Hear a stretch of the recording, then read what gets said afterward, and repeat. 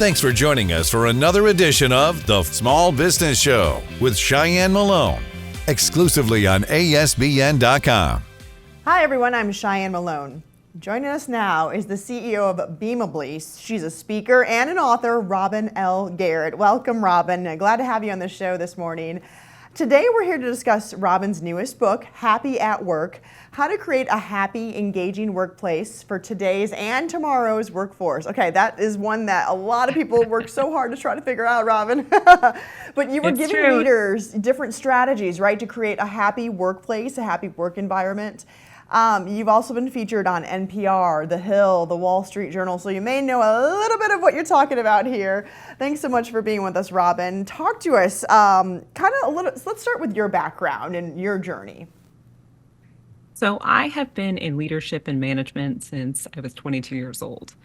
And so it has been quite a journey, a lot of experiences along the way. And in particular, I've worked in a lot of startups, and also in my later career as a leadership consultant with lots of organizations kind of all around the world, big, small, huge corporations, everything. And so, I got into leadership because I felt like there was so much I could do for the organizations that I was working for. And even though I was really enthusiastic, I didn't necessarily know what I was doing because I was so young, untrained, only a couple of role models, and I didn't really know, who to model myself off of. I was trying to do my best, but I definitely made a lot of mistakes, especially early in my career. And what I learned was that leadership isn't necessarily what you think it is from the offset. You have to really get invested in working with your people. You can be kind of all over the place, but if you don't work with your people, spend enough time with them, then it's not going to be a successful sort of endeavor, right? You can spend a lot of time, but it's all about the team. And so that's something that I learned the hard way early in my career. And as I've gone on, I've really tried to serve my team the best I could. I'm a big proponent of servant leadership. And it's, like I said, it's been a long ride. So what inspired you to write this book on this particular topic? Happy at Work came about because there are a lot of people who are really looking for help on this topic. Culture has been a very hot topic over the last 10, 15 years. And I think that's because a lot of businesses wanted to seem like they were fun. They wanted to seem cool. They thought if they had the right sort of facade, then that they would attract talent just by the look of it alone. And so they didn't necessarily want to fix some of the fundamental culture issues, which we could talk about. They wanted to kind of put some dressing on top and make it look a certain way. And then they thought that everything else would just fall into place. But that did not prove to be the case. What actually turned out to be true is that there are three fundamental things that you need to have a happy, healthy culture. You need people to feel safe in the organization. They need to feel respected, and they need to feel valued. If you can work on those three things, you can make a lot of headway. And so Happy at Work contains 100 separate tips, things that you can do. Some of them are big, some of them are small, some of them are best for individual managers, some of them work for CEOs. It's a real gamut and a real set of techniques that can work for lots of people. What are some of those mistakes you're referring to that you saw companies make, and how do they fix them? Well, they focus in the wrong areas. They treat culture like a buzzword, right? And in some ways, it did become a buzzword in, from 2010 to 2020. And so they just want to check off that culture box and say, okay, we are done with that. And so they would do things like say one thing and then act in a way that's completely opposite to that. So you hear companies say things like family first. And then they also say, hey, we have another project for you to do, and it's urgent, and it has to be done tonight, even though maybe you have something else going on. And those things are in conflict. They'll also say things like, we're a culture-oriented organization, we're employee-forward. But then again, those workloads come in. And so even though they want to be able to say that, they don't actually want to be able to do it. A lot of that comes back to things like understaffing. If you're not looking at workloads properly and you're not projecting out what work needs to be done, you're not looking at priorities, people are going to be so overloaded and burned out. And no matter what you do on top of that, you're never going to be able to fix the issue until you fix the more fundamental issue underneath. So as an employer, a boss, a manager, an owner, an entrepreneur, how do you have a balance between having a happy workplace but productivity? Because stuff has to get done to make money at the end of the day. Prioritization is a great way to approach that. A lot of businesses waste a huge amount of time on things that just don't generate anything. Like they'll have, for example, I was talking to somebody recently, and they're talking about their time tracking system. And the time tracking system is old and heavy and very time consuming for the employees. So you think about the thousands of person hours that are being wasted on that every month.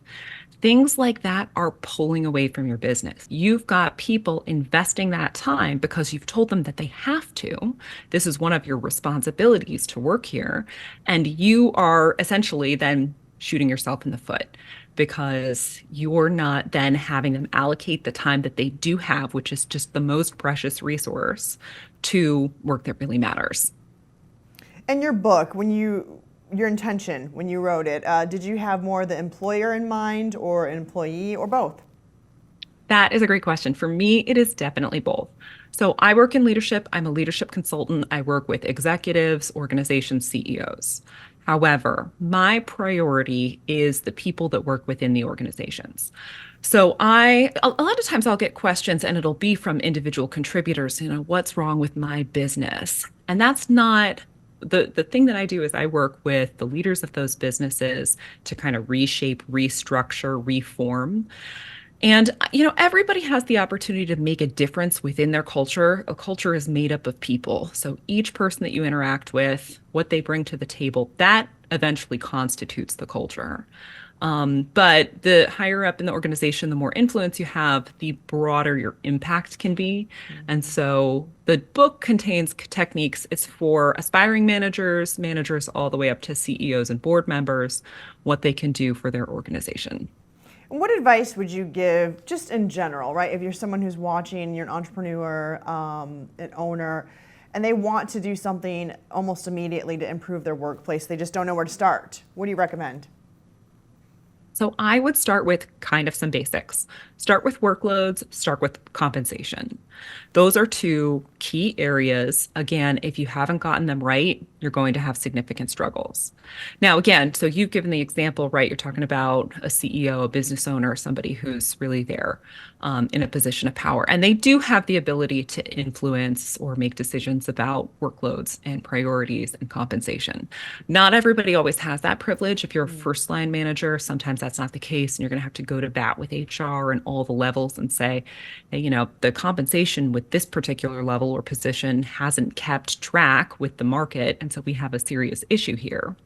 But if you're in a real position of power, you should be looking at those particular things really carefully because they're so fundamental. No matter what you do, if people are just drastically overworked and underpaid, it's not realistic to try to work on culture because it's just going to be impossible to get beyond that. Well said. Any final thoughts for us before we say goodbye, Robyn? Yeah, I would say, I am really proud to work with people who are interested in this topic. One thing that I think the book does is help people to feel more kinship with others. Sometimes if you're a manager and you're within your organization and you're trying to be a proponent for good, you're trying so hard, it can feel like you're just beating your head against the wall. But there are so many people out there who do have their heart in the right place. And I see more organizations coming about that are invested in their employees, invested in their people. They do what they say. So I want to see more growth from those organizations. And I really want to support the people who do want to do this good work. It's hard work, but it is important. How did you come up with the name of your company? Beamably? Yeah. Oh, that's a great question. So the beam in Beamably is like a sunbeam. My goal, I think that we've had a long period where people try to rule with an iron fist. They try to beat down on employees. And there's an old fable that says, with the wind and the sun compete, the wind can bear down on someone as hard as possible, they're not going to get results. Whereas the sun can shine on them, bring them warmth and light, and they will flourish. And so that's my goal, is to encourage people to take this different approach. Wonderful. I knew it'd be something insightful and beautiful and beaming.